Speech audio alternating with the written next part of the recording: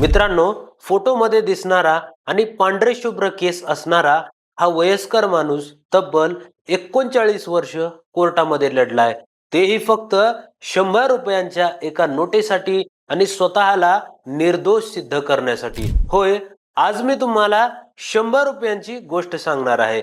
ही गोष्ट भन्नाट आहे, पण एक सत्य घटना आहे. एका अशा खटल्याची जो फक्त 100 रुपयांच्या लाचेपासून सुरू झाला आणि तब्बल 39 वर्ष चालत राहिला. हो, अगदी बरोबर ऐकलत. फक्त 100 रुपयांची गोष्ट. पण ज्यामुळे एका माणसाचं आयुष्य अक्षरशः उद्ध्वस्त झालं.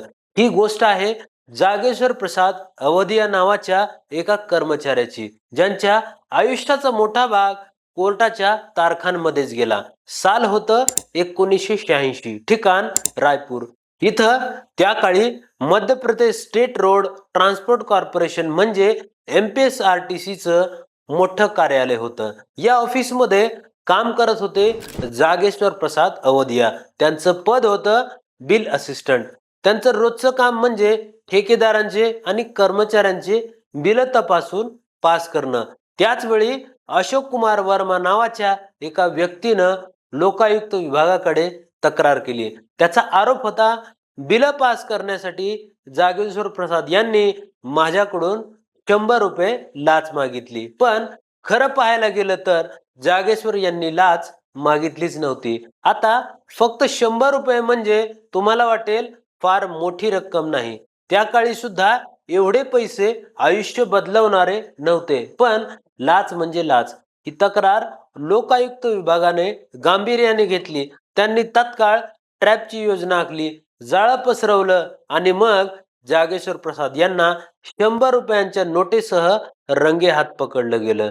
हे दृश्य त्या काळच्या सरकारी ऑफिस मधल्या प्रचंड चर्चेचा विषय ठरला. पकडल्यानंतर प्रकरण थेट न्यायालयात पोहोचलं.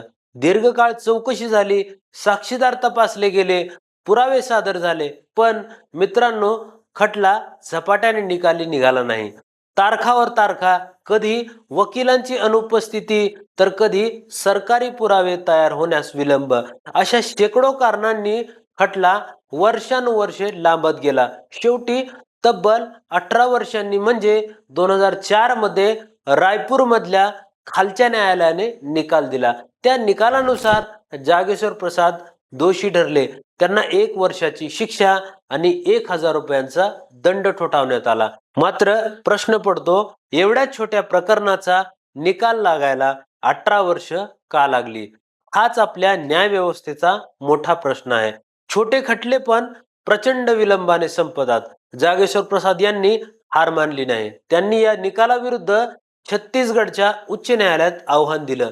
प्रकरण नोंद झालं. CRA number 1086 of 2004. न्यायालयात ते पुन्हा पुन्हा सांगत राहिले, मी लाच घेतलेली नाही, मला फसवलं गेले, नोटा माझ्या हातात जबरदस्तीने दिल्या गेल्यात. मित्रांनो, इथेच खरी शोकांतिका सुरू होते. जागेश्वर प्रसाद यांचं वय त्या काळी सुमारे 40 ते 45 वर्ष होतं.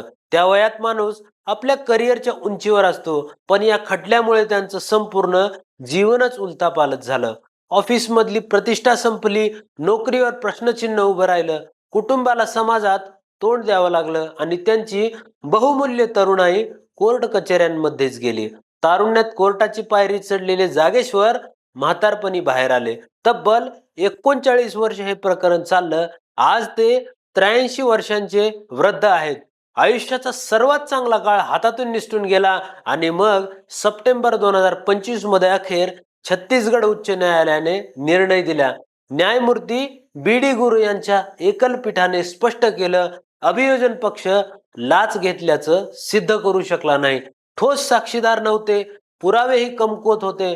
फक्त नोटा मिळाल्या म्हणून लाच घेतली असं म्हणता येणार नाही. परिणामी खालच्या न्यायालयाचा निकाल रद्द झाला. जागेश्वर प्रसाद यांना पूर्णपणे निर्दोष ठरवण्यात आलं. आता विचार करा, हा खरा न्याय म्हणायचा का?